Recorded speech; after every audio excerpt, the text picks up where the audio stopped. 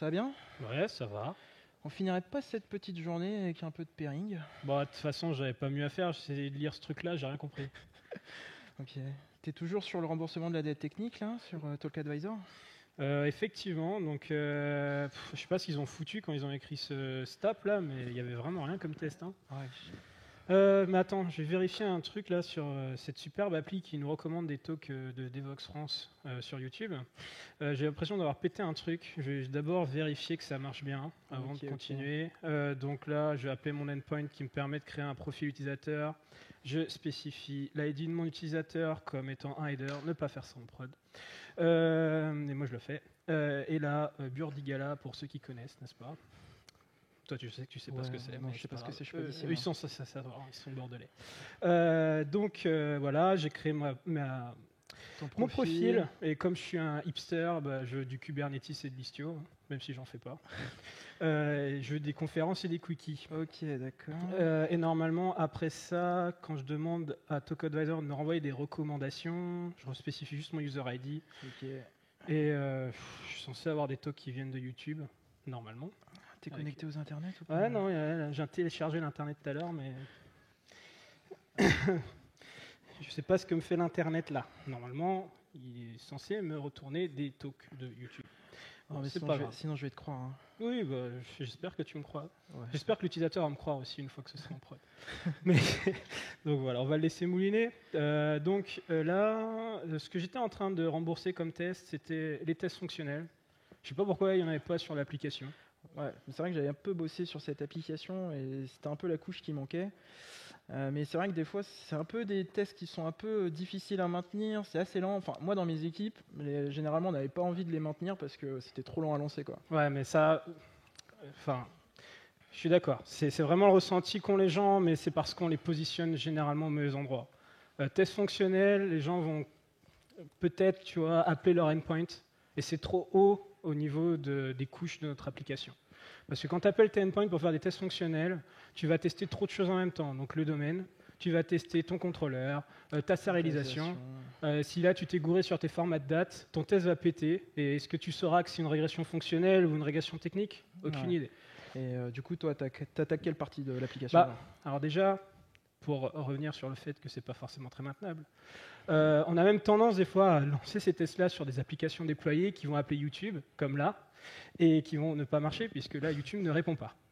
Et les tests vont péter, ça va être rouge tout le temps, on se dit oh, c'est chiant à maintenir, etc. Donc il y a plusieurs problèmes qu'on va essayer de régler là. Et notamment comme je fais l'architecture hexagonale, enfin pas moi, mais l'application est développée en architecture hexagonale, on va directement écrire les tests fonctionnels dans le domaine. Vraiment dans le module qui est dédié aux features fonctionnelles, pas de code technique là-dedans. Donc, tu vois, là, j'ai une API qui est bien découpée, juste pour bien la montrer, qui me permet en fait de rentrer dans le domaine pour créer un profil, exposer vraiment les features de création de profil et de recommandation de talk, qui sont des pures interfaces. Et c'est là-dessus que je vais me brancher. Pas au niveau de mes contrôleurs, vraiment que là-dessus.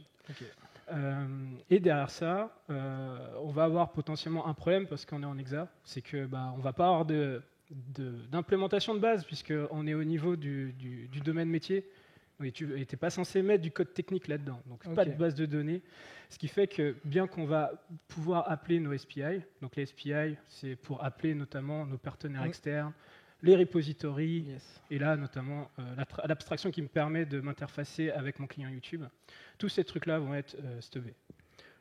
Ça je vais te le montrer après. Un petit test. Ouais, donc là j'étais en train d'écrire un test fonctionnel. Alors, c'est un test fonctionnel, mais ça a plusieurs. Ici, on va s'appuyer sur quelque chose d'un peu plus grand que ça. On va faire du BDD. Alors, normalement, ça, je suis censé le faire avec mon product owner, déterminer les scénarios utilisateurs pour pouvoir dimensionner les comportements de mon application. Et on va utiliser une nomenclature qui est du langage naturel, ici qui s'appelle Gherkin, tu vois, Given ou Nzen. C'est très lisible, tu comprends ce qu'est censé faire ce scénario très rapidement. Donc là, j'utilise une implémentation qui est celle de Cucumber, donc un framework de l'écosystème. Enfin, il ne fait pas que du Java, mais bon, bref. De toute façon, en plus, là, c'est du Kotlin. Et donc là, j'ai un petit scénario. A frequent user want to get recommendation according to his profile. Ça correspond exactement au truc que j'ai fait tout à l'heure, en fait. Tu sais, quand j'ai joué avec les endpoints. Et ici, derrière ça, tu définis mais vraiment chacune des étapes importantes au niveau de ton... Ok. Ouais, donc les préconditions, sachant que tu as un utilisateur et qu'il a stocké ses préférences dans son profil, lorsqu'il demande pour une recommandation, alors les talks recommandés correspondent à ses préférences. Assez simple. Critères Allez. d'acceptance dans le Zen, Let's go. actions testées dans le When, et dans les given, tes préconditions. Ok, let's go. Mais ça, c'est que du texte, pardon. Il va falloir implémenter tout ça pour que ça run des tests derrière. Donc ça, c'est ce qu'on appelle les step definition. Et là, tu en as quelques-unes que j'étais en train d'implémenter, et il me restait celle-là. Notamment le fait de stocker en fait, ses préférences dans son profil, Ok. en précondition. Donc comment je vais faire là? Eh bien, j'ai pas de base de données, donc je peux pas le bootstrapper directement. Ouais. Donc je vais appeler directement, comme tu vas le voir ici, MySPI. Ok. Mais enfin là, on a vu que des interfaces. Puis tu l'as déjà dit, mais du coup, ça va fonctionner comment? Il n'y a pas d'implémentation là pour En fait, l'instant ouais, j'ai un stub, mais je vais te le montrer juste après. Ah, ok, d'accord. Mais pour l'instant, tu as raison. Normalement, si je me cloisonne au niveau du domaine, j'ai aucun moyen de faire marcher ce truc-là. Ouais. Donc, une fois que j'ai ça, là, j'ai implémenté ma précondition. Derrière, il faut que maintenant que je teste l'action. Donc, Ok, tu lances l'action. ouais, ok. donc je vais pas tester l'action, mais je vais plutôt lancer l'action qui me permet de récupérer une recommandation. Tu codes vite, hein. Ah ouais, mais bon, après c'est une vanne qu'on fait souvent quand on fait des snippets maintenant. Et là, tu vois que c'est du Kotlin et que Kotlin c'est trop bien parce que ça me permet de faire des infix et j'ai du texte comme ça que je peux lire. Ouais, j'ai utilisé. Ouais, bon, c'est bien. Et donc ça c'est mon API Recommend Talks, tac, qui me permet de m'interfacer avec mon domaine métier. Donc ici, je récupère ma reco et je la mets dans mon contexte de test pour pouvoir faire des assertions derrière. Ok. Ça, comment ça marche? C'est assez naturel. C'est que, comme c'est nous qui devons fournir le comportement, on va avoir un domaine service qui va implémenter cette interface métier et tu as donc le code ici. Ok. Cependant, Ouais, même combat quoi. Là. exactement. Ce qui est injecté, il faut bien une implème. Ouais, parce que là, on va s'injecter nos SPI, notamment pour pouvoir enregistrer nos profils en base de données et pour pouvoir avoir notre client, notre abstraction qui va nous permettre d'appeler YouTube, parce qu'on pourrait faire du Dailymotion ou quelque chose d'autre, et du coup, il faut que tout ça soit injecté au niveau de mon domaine service. Et bien là, on va s'appuyer, comme j'ai dit tout à l'heure, sur des stubs. Alors, qu'est-ce que c'est qu'un stub? C'est très simple. Tu vois que là, en plus, c'est carrément dans mon domaine. Ça va être une implémentation vraiment, mais vraiment naïve du contrat minimum dont j'ai besoin pour faire passer mes tests. Ah ouais, une HMAP là, c'est naïf. Hein. Ah oui, c'est très naïf. Mais j'ai juste besoin de ça, en fait. Quand je veux bootstrapper un profil en base, une HMAP, ça marche très bien pour les tests. Ça fait le travail, je pense. Ouais. Ça fait le taf. Pas besoin de faire plus. Et là, par exemple, pour simuler un client YouTube, eh bien, je vais hardcoder, grosso modo, les talks que je remonte lorsque j'appelle mon search talk. Effectivement. Voilà. Et ça, tu me dis, tout ça, ça marche et c'est rapide, quoi. Ouais, mais tout ça, ça fonctionne et c'est rapide. Mais d'abord, avant de te le montrer, il faut quand même que j'écrive mes assertions. Ouais. Tac. Donc, on va retourner sur la dernière étape, qui est celle-ci. Donc là, je vais récupérer la recommandation dans le contexte du test. Je vais faire des assertions ici, qui va me permettre de vérifier que je vérifie tout. Enfin, vérifier, c'est pas bien, mais vérifier tous les invariants et toutes les post-conditions qui sont liées à mon domaine. Okay. Notamment, là, tu vois, je veux vérifier que dans les critères qui sont à l'intérieur de la recommandation, ça correspond au profil du gars. Sinon, ça veut dire que ça marche pas, c'est pas terrible. Que les topics des critères de recherche correspondent aux topics des talks qui sont recommandés. Sinon, ça veut dire qu'on recommande des talks sur Kubernetes alors que je voulais du DDD. Ça n'a aucun sens non plus. Et que les formats correspondent aussi. Ok. Donc ça, tu vas voir que ça s'exécute super rapidement. Il est là. Tac. Donc je vais le lancer directement comme ça. Bon, il y a un peu de précompilation Kotlin qui fait que des fois IntelliJ s'arrête là-dessus, mais sinon c'est rapide, quoi. Sinon c'est rapide. Il n'a pas exécuté les tests encore. Et là, il va exécuter les tests. Tata, voilà. Ah, et là, il a joué tous mes scénarios. Tu vois? Ah ouais, et là, franchement, a priori, ça a duré moins d'une seconde. Et là, je me suis assuré à tester vraiment que mon fonctionnel. Ouais, effectivement. Mais si je vois bien, hein, tu m'arrêtes si je dis des bêtises, je vois que là, nous, on était sur une feature de recommandation. Comment ça se fait que je me retrouve avec des step definition qui sont liés au profil? Alors, c'est vrai que généralement, ce qu'on fait, c'est qu'on écrit des points features qui correspondent donc à la description de nos features et à l'intérieur des scénarios qui sont les différents use cases de cette feature-là dans un fichier qui va correspondre vraiment à comment dire, je voulais dire, c'est construit au-dessus de l'ubiquitous language, tu vois, recommanded talks. Et ce truc-là, généralement, les gens, ce qu'ils font, c'est qu'ils font une step definition qui est liée au scénario. Ouais. Donc, on va avoir un recommanded talk step definition. Le problème de faire ça, c'est qu'on va avoir des step definitions qui ne sont pas réutilisables. Et le but dans les technologies comme Cucumber, c'est de pouvoir faire de la composition de step definition pour créer après très facilement des scénarios.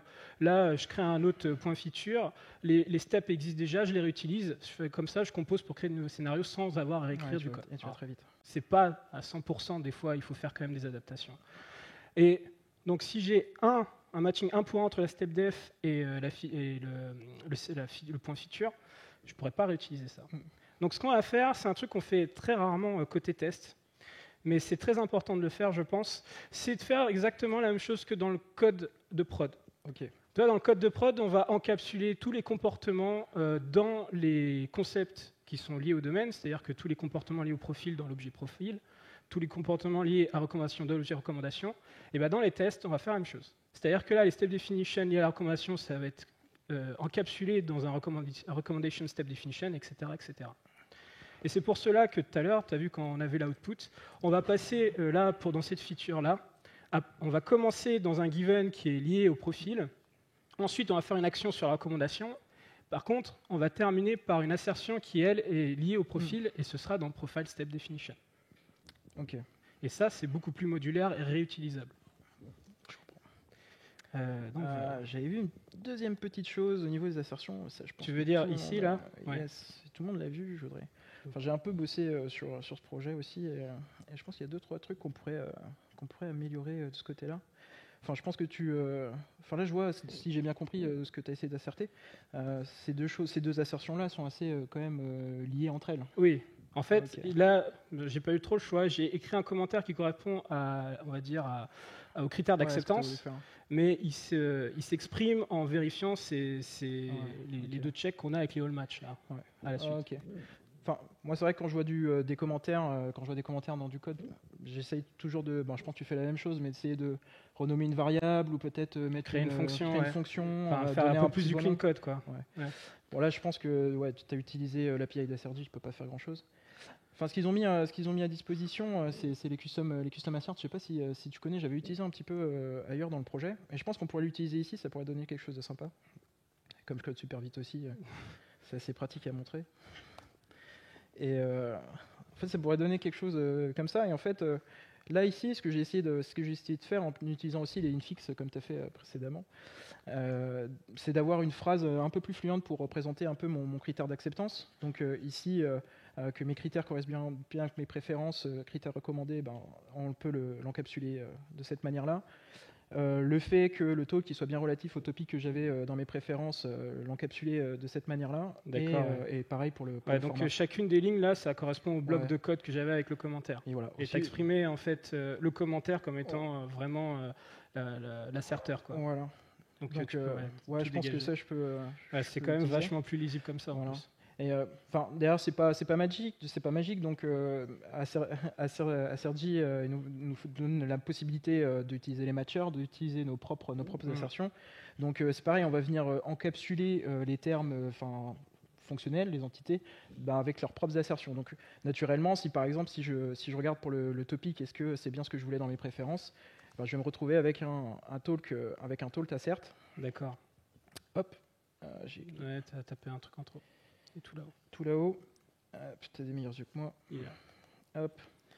Et en fait, comme tu vois ici, la ligne qui est écrite dans ton test et qui est enfermée ici, en fait, maintenant, elle est encapsulée dans talk assert. D'accord. Donc, en fait, tu as fait un peu ce que moi j'ai fait avec les step definition. C'est que tu as encapsulé tous les critères d'acceptance dans des objets qui relatent des objets du domaine. Donc là, maintenant, relatif à un topic, c'est encapsulé là. Et ça, c'est un avantage. Par exemple, si demain, le fonctionnel qui aime bien changer les choses change à ce niveau-là. D'accord. On vérifie que le topic, il est juste dans le titre. Ouais, si demain, on a envie le topic, il faut qu'il se retrouve aussi dans la description.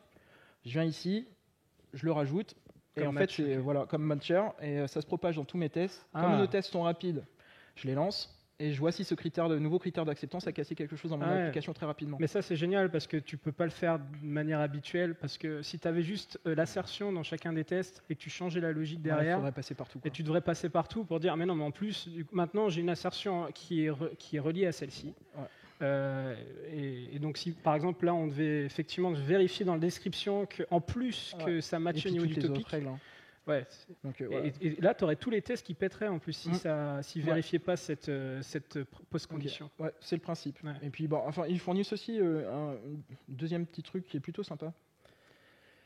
Si je vais dans les tests du talk, c'est vrai que généralement on se retrouve quand même avec pas mal d'assertions de ce type-là, c'est-à-dire on va aller asserter sur certains attributs directement. Ouais, en faisant je crée mon objet, je vérifie que mon ID est égal à ce que j'attends, etc. On se retape du sucre syntaxique un petit peu d'Assergy. Si on veut éliminer ça, en fait, hop.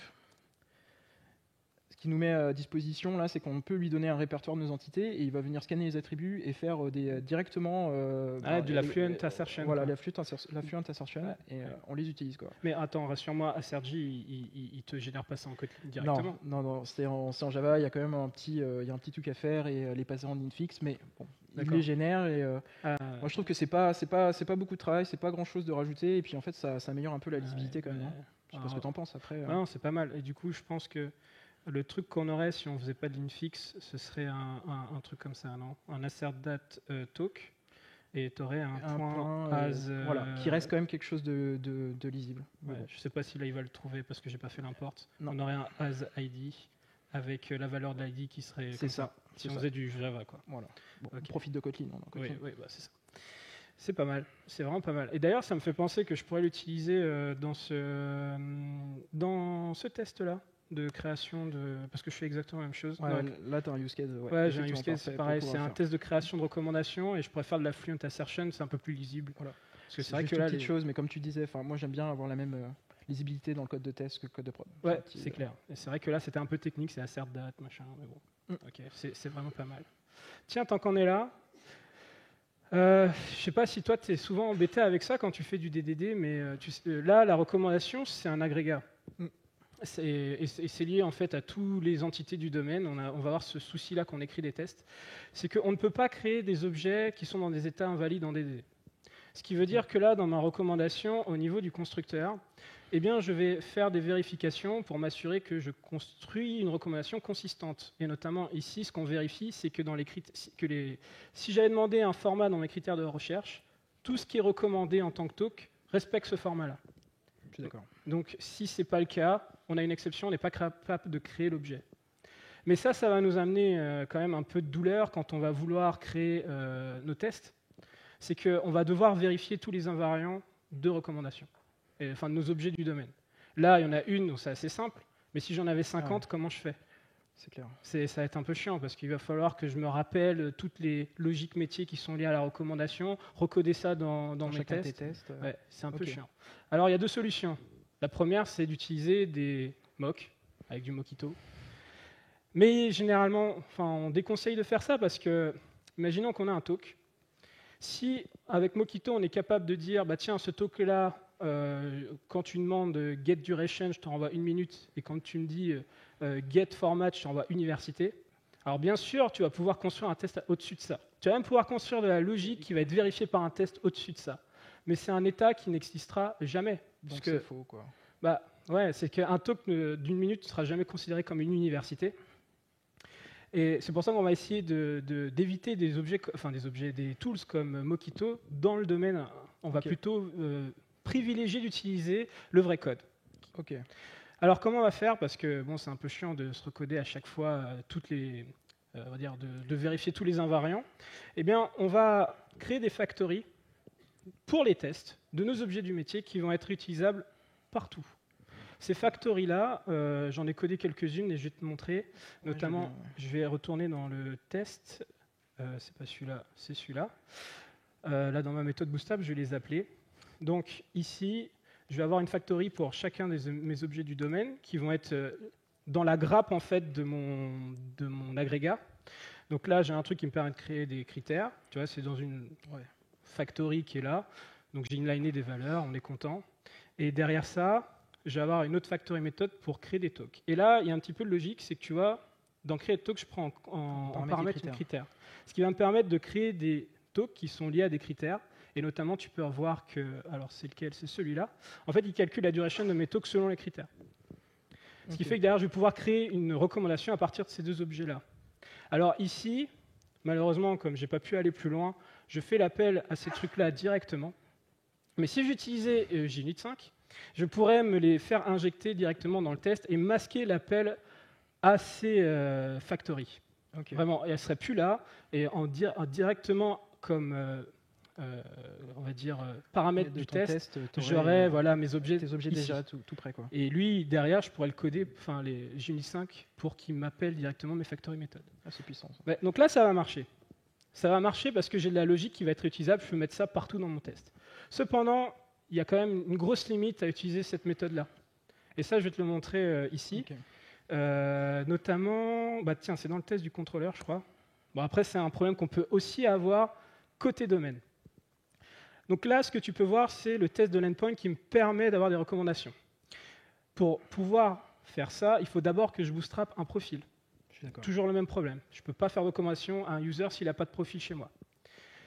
Donc ici, par la suite, je vais appeler l'endpoint, il va me renvoyer un JSON et je vais faire des vérifications sur ce JSON. Notamment que ici, tu peux voir que le premier talk a un titre qui est Quickie et DDD, que la duration c'est 10 minutes. Donc qu'est-ce qui se passerait si j'utilisais une factory méthode pour créer mon profil? Le problème, c'est que si un développeur s'amuse à modifier les valeurs qui sont à l'intérieur, ça risque de faire péter mon test. Ça fera des tests trop flaky, quoi. Exactement. Donc en fait, à chaque fois qu'on a quelque chose à faire du contenu des objets dans nos tests, il ne faut pas centraliser la manière dont on les crée. Et directement ici, c'est très boilerplate ce que je dis, mais effectivement, on va plutôt écrire, on va plutôt inliner la création d'objets avec le contenu qui nous intéresse. Donc là, je suis sûr que ce sera toujours du DDD et que ce sera toujours du quickie que je demande dans mon profil. Et ça, c'est super important. Bon, tant qu'on est là, on va... Il y a un truc ici que j'adore faire. Tu vois ça, là? Tout ça? D'une certaine manière, on est en train de documenter un contrat. C'est notre API. Effectivement, c'est un peu de contract testing. Ça commence à être un début de contract testing, effectivement. Et c'est vachement bien parce que là, en tant que développeur, tu sais exactement ce que tu as dans ton API. Tu as un tableau de talk, tu as un ID, un titre, une duration, etc. etc. Mais c'est complètement bête de garder ça dans notre code. Ça pourrait servir à des consommateurs. Ouais, carrément. Alors, comment on fait? On lui file le code? C'est pas comme ça qu'ils font d'habitude? Non. Ah mince. Alors on va plutôt, moi j'aime bien utiliser un truc qui s'appelle Spring ResDoc. Et Spring ResDoc est génial parce que par exemple ici, je vais pouvoir documenter dans mes tests mon API directement. Au lieu de faire comme Swagger et utiliser des annotations partout dans mon code, etc., ce sera fait dans mon test directement. Et il suffit de faire ça. Waouh. Bon, tu as compris que en fait, la logique était dans le truc rouge et que c'était un peu plus compliqué que ça. Donc on va coder là, le document recommandation. C'est un peu plus costaud quand même. C'est pas la même. Là. Ah non, c'est pas la même, effectivement. Donc attends, je vais juste rendre ça un peu plus lisible. Donc qu'est-ce qu'on fait là? On va analyser vraiment tout ce qui est dans la requête et tout ce qui est dans la réponse. Et on va pouvoir décorer le test avec de la documentation.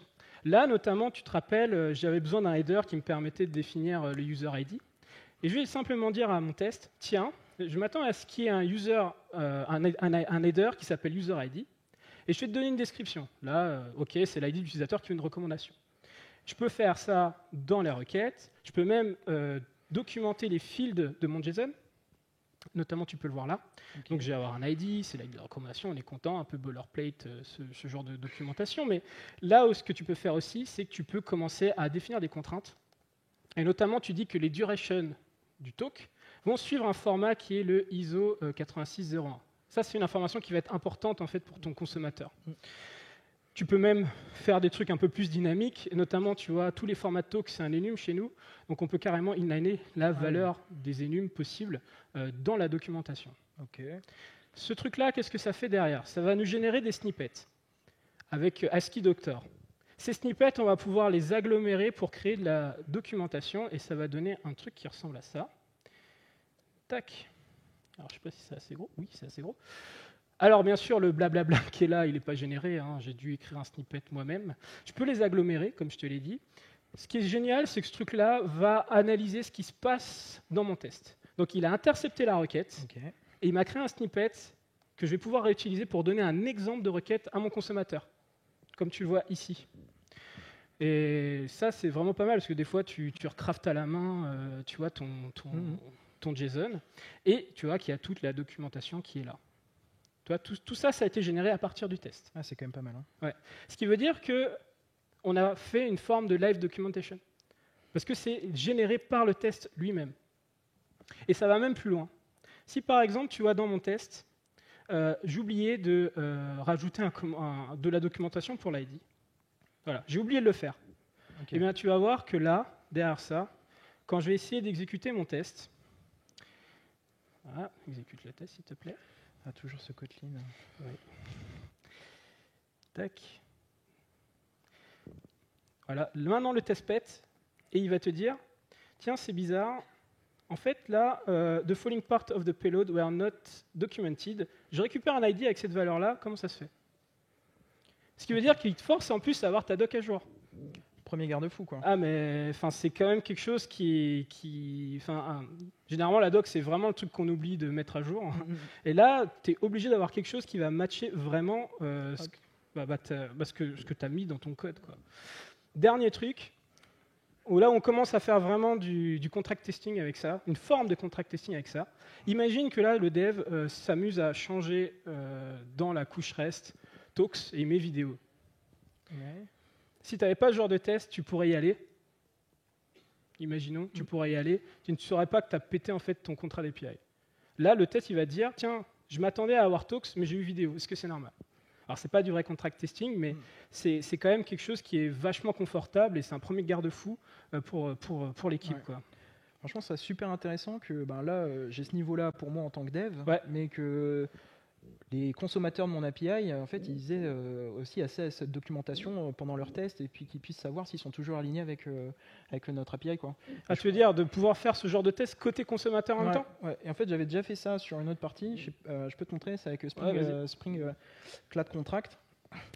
Et en fait, c'est très simple à mettre en place. En fait, ce qui nous fournit, c'est la capacité d'encore une fois venir décrire notre API. Bon, là, c'est une DSL qui fournit en Groovy. Bon, ça marche plutôt pas mal. Donc, j'ai un petit exemple ici. Hop.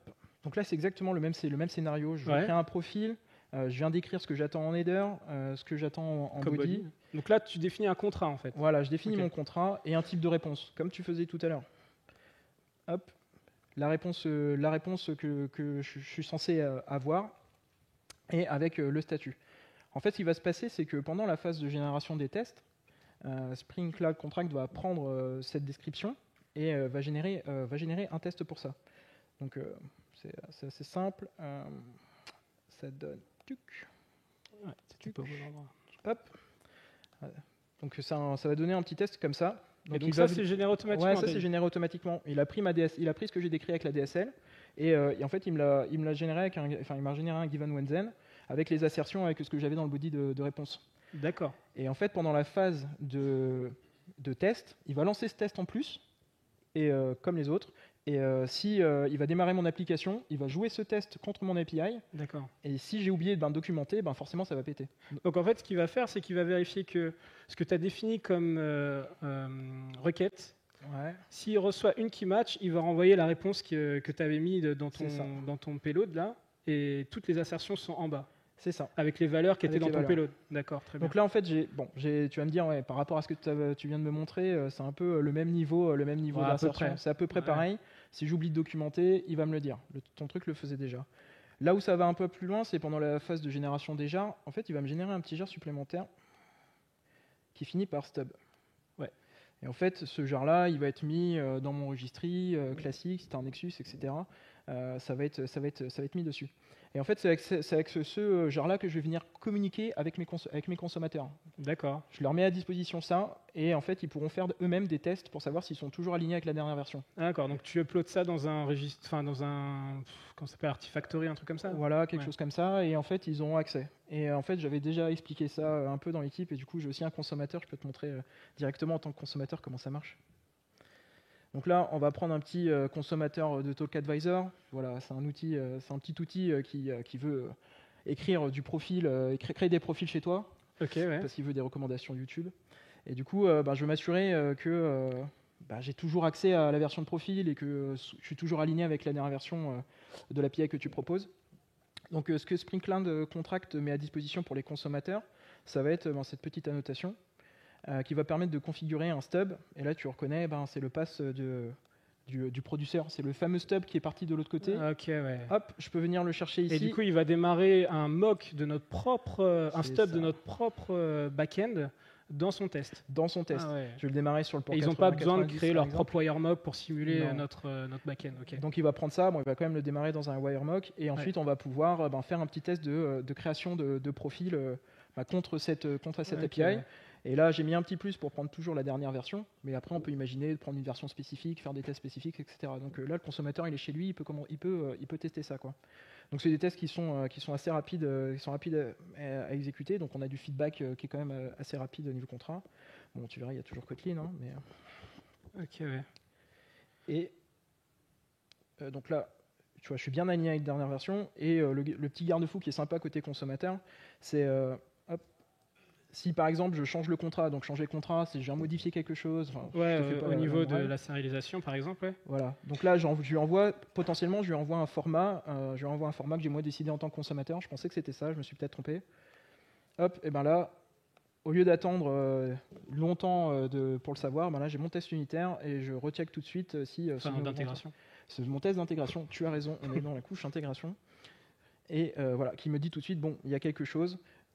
Bon, Ouais, si tu cliques dessus, on aura sûrement le truc. voilà, qui te c'est dit ça, que- exactement. T'auras la stack trace, comme quoi. J'avoue qu'elle n'est pas facile à trouver. Je pense qu'elle est un peu plus basse. Ouais, elle est beaucoup plus basse. Ouais. Mais Mais ouais. Et tu va- t'as compris le principe. On est côté consommateur. Si je modifie le contrat, D'accord. en fait, je vais être averti tout de suite. Donc ça peut être un bon Ouais. complément, je pense, à la documentation que tu as juste Ouais. montré avant.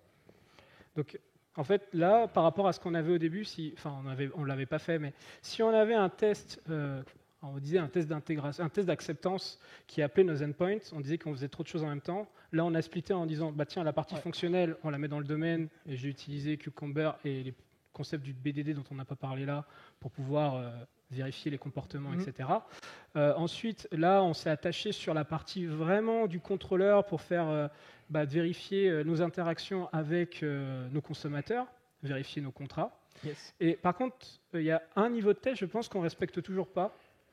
C'est que, Claire-moi. en fait, tu sais, quand tu balances ta requête sur ton endpoint et que ça va jusqu'à la base de données, Ouais. tu fais un espèce de test de feature end-to-end en passant d'une couche technique qui est ton entrée, tu passes par ton domaine, tu finis par ta persistance et tu remontes. Tu fais un peu du end-to-end sur une feature, quoi. Et c'est vrai que de faire un test d'intégration sur toute ton application, de vérifier que de l'entrée à la sortie, ça fonctionne, c'est un test qui peut être vachement intéressant à faire. Ouais, je pense, ouais. On appelle ça un test de composant, un component test. Et là, ça, je l'ai implémenté dans l'app, dans le repo. Alors, qu'est-ce que je fais? C'est je m'assure que dans mon build, je démarre une instance de mon app. Ok. Mais derrière ça, tous mes partenaires externes vont être moqués. Ok. Stubés, pardon. Donc, j'aurai pas un vrai YouTube, j'aurai un stub de YouTube. J'aurai pas une vraie base de données, j'aurai un stub de base de J'ai données. compris le principe. Donc, comme ça, je peux tester mon app vraiment dans sa isolation, globalité, ok. en isolation. Alors, j'ai vu des gens utiliser Cucumber pour faire ça. C'est pas trop fait pour ça, Cucumber. Cucumber, c'est vraiment dédié pour du fonctionnel. Mais si on aime bien un peu cette nomenclature Gherkin, Given one then. ouais, il y a une alternative qui s'appelle Karaté, et qui est vraiment pas mal parce que Karaté va nous permettre d'écrire très rapidement des tests qui sont censés appeler des API. Donc je vais te le montrer ça tout de suite. Tu vois déjà, ça s'appuie pareil sur la même chose que du Cucumber, on a des points features, mais ce ne sont pas des vraies features. C'est la représentation d'un point de vue technique dans sa globalité d'une feature. De la feature. Et là, on va avoir les mêmes verbes pour pouvoir, enfin les mêmes keywords pour pouvoir représenter, on va dire, notre feature de bout en bout. C'est-à-dire que là, par exemple, je crée une recommandation, mais cette fois-ci, je vais me positionner au niveau des endpoints. Et là, tu vois, par exemple, je vais dire, je vais positionner un header qui est user ID, qui s'appelle user ID et qui est user ID comme valeur. Et là, je peux positionner une requête qui, dans ce cas-là, est vide. Mais je peux aller plus loin, je peux définir des payloads plus compliqués comme ça. Tu vois ? Yes. Derrière ça, je vais pouvoir appeler mes méthodes, enfin mes endpoints en faisant when méthode et je spécifie laquelle, par exemple post. Et tout ça, c'est built-in. C'est-à-dire que je n'ai écrit aucune step definition moi-même. Ah ouais, Tout ça vient de Karate, j'ai juste à écrire ce fichier-là. Un truc que Karate permet de faire et pas Cucumber, que je trouve vachement bien, c'est qu'il te permet de faire de la composition de scénario. Cucumber te permet de faire de la composition step definition et là, on est au niveau du dessus. C'est-à-dire que là, tu as par exemple, dans ce cas-là, Retrieving Recommendation for User qui a déjà un profil stocké, je vais pouvoir faire des appels comme ça. Tu vois ? Je vais dire, bah tiens, là, ici, je vais appeler de manière nominative un sous-scénario. Et je vais pouvoir composer comme ça. Ok, très puissant. Bon, en fait, là, pour pas avoir à écrire du code, tu vois, je ne fais pas d'assertion dans ce truc-là, et les assertions sont faites dans tous mes use cases. J'ai un premier use case qui est celui-là, j'en ai un deuxième qui est là. Ça, c'était juste le corps pour pouvoir, on va dire, créer la recommandation. Ensuite, les critères d'acceptance sont différents selon les use cases.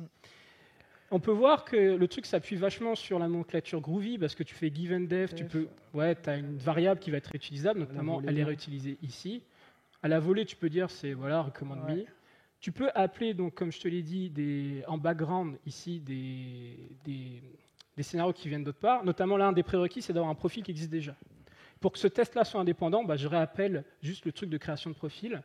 Et bon, ça, on n'est pas obligé de le faire, mais de manière silencieuse, je vais vérifier que bah, ça a fonctionné pour ne pas continuer le test si j'ai pas de profil. Marché, quoi. Ouais, voilà. Et tu vas voir que là, on va faire des assertions qui sont de très haut niveau. Ici, quand on va créer une recommandation, on ne va pas s'amuser à vérifier que, OK, j'ai demandé du Kubernetes, comme talk recommandé, et bien sûr, tous mes talks sont liés à Kubernetes. Ça, c'est le boulot de la couche des tests fonctionnels. Okay. Ce qui fait que là, la seule chose que je vais vérifier, c'est que j'ai une 201, tu vois, au niveau du statut. 201, à ce niveau-là, ça veut dire plein de choses. 1, ça veut dire que tu as été capable d'appeler le contrôleur. 2, c'est passé par ton domaine métier. 3, que ça a été enregistré par la base de données. Si tu as bien testé chacune des couches séparément, là, avec la composition des tests, tu te vérifies que tout fonctionne dans sa globalité. Après, tu peux faire des trucs un peu plus, si tu veux, des tests de surface. Comme là, en fait, je vérifie que la réponse, dans la réponse, j'ai juste un ID et je sais que mon stub va me retourner 18 talks. Je peux le faire, mais ce n'est pas du tout nécessaire. Tu vois, c'est parce que là, c'était juste pour montrer qu'on était capable de le faire. Mais généralement, ce que tu t'aimes faire, c'est tester que quand tu fais une création, tu as le location header qui est bien positionné, etc. Et c'est exactement ce que fait ce truc-là. Des choses high level, quoi. Ouais. Okay. Et ça, c'est rapide, ça ? Ah, c'est hyper rapide. Okay. Attends, je vais te montrer. C'est lequel ? C'est celui-là. Donc là, je vais lancer mon Goalmaven qui va me lancer ce truc-là. Donc, ce qu'il va faire, c'est qu'il va démarrer, comme je l'ai dit, une instance de mon soft dans mon process de build, moquer tous mes partenaires externes et jouer directement le scénario. Donc là, il en est à démarrer le soft. On peut voir ici qu'il va utiliser le stub YouTube. Voilà, donc là, hop, il démarre le truc. Spring, hein. Ouais, non, je ne suis pas encore sur GraalVM. Encore un truc d'hipster, c'est pas grave. Donc il y a beaucoup de... Voilà, on voit toutes les requêtes qui passent, on voit les réponses. Ça, c'était juste pour montrer que ça fonctionnait, mais on déconseille quand même de mettre ce niveau de log dans vos builds, hein, ça ne sert à rien.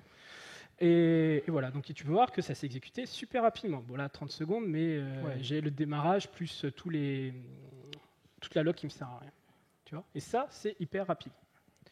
Et tu peux même aller encore plus loin. Ah ouais. Il y a un type de test qu'on fait généralement que côté front, qui sont les tests end-to-end.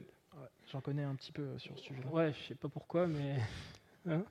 Et là, alors qu'est-ce que c'est qu'un test end-to-end ? Qu'est-ce qu'on cherche à faire avec un test end-to-end ? C'est qu'on veut vérifier que le workflow complet de notre app, dans sa globalité, fonctionne. Parce que même si chacun de nos endpoints sont, on va dire stateless. En réalité, le workflow, lui, il est stateful parce que tu vas enregistrer des trucs. Après, tu seras plus capable de réenregistrer la deuxième fois la même chose, etc., etc. Ouais. Et tu vas peut-être vouloir vérifier que tout le workflow marche. Alors, on s'embête généralement de faire que ces niveaux de test-là au niveau des UI. Nous, là, on va le faire côté back. Ah ouais. Ouais. Et de le faire côté back, ça va te permettre d'avoir une loupe de feedback qui est beaucoup plus courte. Et tu as mis ça en place là? Ouais, j'ai mis ça en place. C'est hyper simple en fait, parce qu'une fois que tu as fait ça, tu vois, avec Karaté, tu as juste à créer une nouvelle feature et tu vas faire que de la composition de scénario. Donc là, tu vois, notamment, je vais faire du unhappy pass. Première chose, c'est bon, je définis un user ID. Je vais essayer de récupérer une recommandation sans avoir de profil. Donc là, j'appelle le create recommandation, j'ai pas de profil, j'ai un statut 400 parce qu'il n'existe pas. Ensuite, je vais essayer de créer un user, un profil pour un utilisateur. Donc là, j'utilise create profile et je vérifie que le statut est 201. Encore une fois, là, mes niveaux d'assertion sont très haut niveau. Hein. Si je commence à faire des assertions bas niveau ici, mon test va péter tout le temps. Parce que ce genre de test, on va vouloir l'exécuter sur par exemple, on peut l'exécuter sur une application qui est déployée. Et par exemple, si je me dis, bah tiens, je veux le dernier talk, je m'attends à un talk de Guillaume Laforge sur GCP, et là, YouTube a décidé de l'enlever, et bah mon test va péter, tu vois. Donc ici, surtout du très haut niveau au niveau des assertions. Donc tu vois, et je continue, là, je crée mon profil, je le crée 2 fois, j'ai une 409, et à la fin, je crée une recommandation, et je vois qu'elle est... Je l'ai. Là, j'aurais pu aller un peu plus loin, et au lieu de mettre des commentaires, de créer mes propres state definition qui font ça, pour que ce soit un peu plus lisible. Et là, j'ai oublié de le faire. Et ça, bon, là, si j'essaye de l'exécuter, ça ne va pas fonctionner parce que je n'ai pas le réseau. Non, mais je peux te montrer que ça va vite failer. Donc, ouais, c'est ça. Non, mais là, je pense que ça ne va pas fonctionner parce qu'effectivement, le réseau ne fonctionne pas. Mais ici, tac. Là, ce qu'il va faire, c'est qu'il va juste exécuter les tests sur une instance déployée. Là, c'est celle qui est sur ma machine, en prod, localhost notamment. Et tu vas voir que ça va marcher. Enfin, ça va. Bon, là, il va bloquer parce qu'il va vraiment appeler YouTube. Exactement. Ok, d'accord. Mais ça, tu mets pas ça dans. Enfin, si tu mets ça dans ton process de build, faut moquer derrière. Faut stubber derrière. Hop, putain, il a marché. En fait. Ah, les internets, le temps qu'on parle. Ouais, donc là, vous voyez qu'en fait, il a appelé localhost sur la version qui est déployée. Donc normalement, là, je sais pas ce que tu me fais, Postman, mais Postman a du mal. Ah non, voilà, ça marche. Super. Bon, le réseau est revenu, Internet est relà. Bon, bah, très bien. Et tu vois, ça a été hyper rapide. Et ça, je peux le faire sur n'importe quel... tu vois, je fais du staging. C'est-à-dire que je déploie mon application sur de la pré-prod. Okay. Je lance mes tests. Et par monitoring, hein, parce qu'il ne faut pas péter les tests si ça ne fonctionne pas, je vais vérifier si ça passe. Si ça passe, ou qu'il y a des erreurs qui sont normales, attention aux erreurs normales, mais des fois, vous avez votre partenaire qui ne répond pas, et ben, je vais pouvoir décider d'aller sur le niveau d'après, la prod, etc., en automatique, ou pas. Ou faire du sanity check. Ça permet de faire du sanity check, ce truc-là. Okay. C'est tout ce que tu as là parce que ça ouais, fait quand même pas mal de... Là, je t'avoue, 40 minutes avec toi, c'est... Mais je t'avais proposé du pair programming et en fait, j'ai l'impression qu'on est plus sur un mob là. Effectivement, ouais. Mais bon, c'est un mob en mode BTP, quoi. Il y en a 2 qui bossent, il y en a 100 qui regardent, quoi. Il l'a vraiment fait. Bon, bah oui. Du coup, on va peut-être se présenter très rapidement avant de conclure. Moi, je m'appelle Jordan Nourri, je suis développeur depuis quelques temps maintenant. Je bosse pour une boîte que j'adore qui s'appelle Shodo. Et chez Shodo, on aime bien faire des tests. Je m'appelle Julien Topsu, je suis tech lead à la Société Générale. Et tous les deux, on est membres d'un collectif qui s'appelle Craft Record, qui aide les gens à devenir... oui, un collectif. Un collectif, oui, effectivement. Qui aide les gens à devenir speaker. Donc nous, on est sur Paris, mais on a une chaîne YouTube si ça vous intéresse. Voilà. Devenir speaker, c'est quelque chose qui vous intéresse. Alors, plus sérieusement, ce qu'on a essayé de voir ensemble, c'est pas sorti de notre tête. On s'appuie sur des travaux de Martin Fowler. Donc là, c'est un papier de 25 pages qui est super, super intéressant si vous êtes dans des environnements microservices et que vous voulez vraiment venir bien tester votre archi-exa. Donc c'est un peu tous les niveaux qu'on a vus, vous les avez reconnus, les tests unitaires, les tests d'intégration, les tests de composants, les contrast texting sous 2 formes. On en fait déjà implicitement, comme on a dit, mais là, d'avoir de la documentation vivante, ce genre de choses, en plus, avec les outils qu'on a montrés. Et quelque chose qu'on voit beaucoup plus rarement côté back, c'est les tests end-to-end. Donc de toute façon, vous aurez accès aux slides. Vous pourrez relire cette présentation qui est très très intéressante sur le sujet. Et on voulait finir sur le mot de la fin, sur la fameuse pyramide des tests. Et bien comprendre que plus on va monter, plus on fait des assertions qui sont abstraites. Ça, c'est parce que plus on va monter, plus ça va coûter cher maintenir ces tests. Donc il faut des fondations solides avec des tests fonctionnels, des tests unitaires.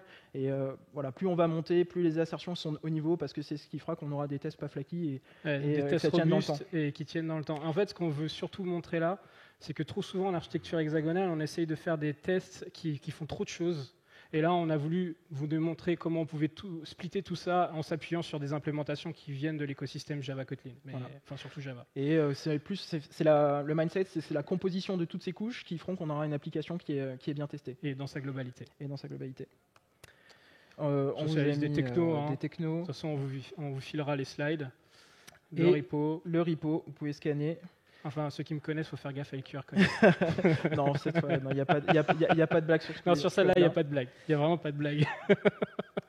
Et merci beaucoup. Il ne me reste plus qu'à vous dire merci et de ne pas hésiter à donner des feedbacks.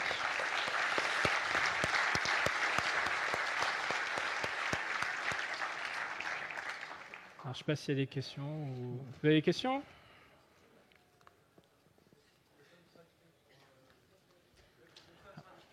Le code il est déjà disponible. Tout est déjà disponible. On vous filera le repository sur Twitter. Enfin, c'est là, quoi. Mais... Le repo, il est là, vous le scannez. Ouais.